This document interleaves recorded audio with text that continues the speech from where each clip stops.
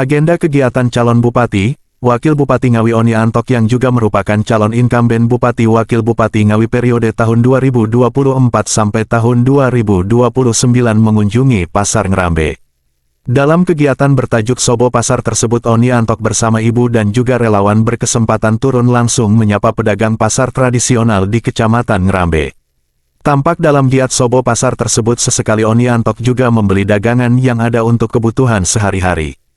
Pedagang juga antusias menyambut calon Bupati Wakil Bupati Ngawi petahana tersebut. Tidak sedikit pedagang yang berkeluh kesah serta berebut bersalaman dan meminta foto bersama. Bahkan salam satu kesempatan bersama pengamen yang ada di Pasar Ngrambe Oni Anwar ikut menjadi penabuh ketipung membawakan beberapa lagi campur sari yang lagi hits. Dalam keterangannya Bupati yang akrab disapa Mas Oni tersebut menyampaikan, kita masih menemui barang di pasar tradisional ini yang berasal dari luar Ngawi. Bahkan untuk bawang putih dan kedelai kita masih impor, mau tidak mau pedagang di pasar tradisional harus bersaing, dengan menurunkan harga jual misalnya. Untuk konsumen pasar tradisional sendiri juga mayoritas dari kalangan petani setempat, sehingga jika hasil panen harga murah maka sudah pasti akan berimbas pada perekonomian yang lain, pungkas Oni. Hendy Welly, Kompas 86 TV melaporkan dari Ngawi Jatim. Itu juga untuk seluruh, ini dirasakan beberapa tempat.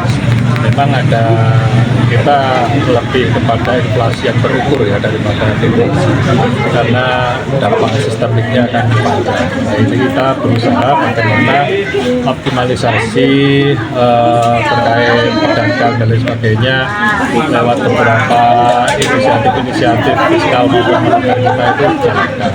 Di beberapa pasar ada pembebasan beremissi. Nah, kasihan ya, kemarin yang mengajukan pembebasan beremissi ada di pasar Gentong, terus kemudian ada di Geneng, terus mana kemarin ada 4 kalau itu dalam rangka bagaimana kita memberikan apa ya istilahnya bantuan lah kepada pedagang dari segi ya ada pembebasan beremissi. Jadi nanti strategi apa yang dilakukan ketika akan menghidupkan kembali pasar-pasar tradisional?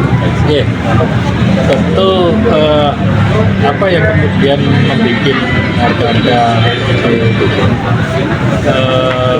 kita masih menemui beberapa barang tidak maupun yang ada dari lokal, ada beberapa barang itu yang impor.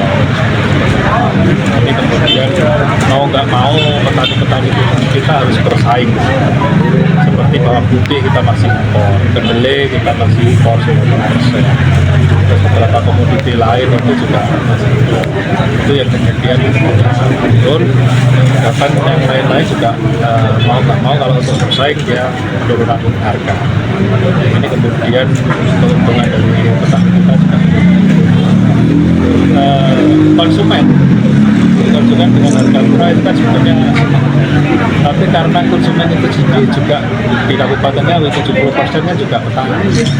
Jadi kalau petaninya keuntungannya dikit, kemudian multiplier efeknya dari petani yang keuntungannya sedikit itu berimbas pada kegiatan ekonomi yang lain, karena yang pembelinya itu juga para petani ya. Jadi pasarnya juga ikut lesu karena petani yang komoditinya masih ada yang impor itu tadi itu betul berkurang. Jadi nanti akan lebih prioritas terhadap produk lokal lah. Produk lokal kita harus bisa mengefisienkan termasuk kegiatan pertanian ramah lingkungan berkelanjutan ini kan dalam rangka profit margin petani itu supaya lebar ya. Tidak hanya kemudian marketnya yang kita upayakan sehingga nilainya tinggi pasca panennya, tapi petani itu juga bisa dapat keuntungan dengan memperkecil biaya produksinya sehingga profitnya akan jauh lebih lebar. Nah, dengan profit yang lebar ini nanti efeknya akan berdampak juga kepada perdagangan. Oke, terima kasih Pak.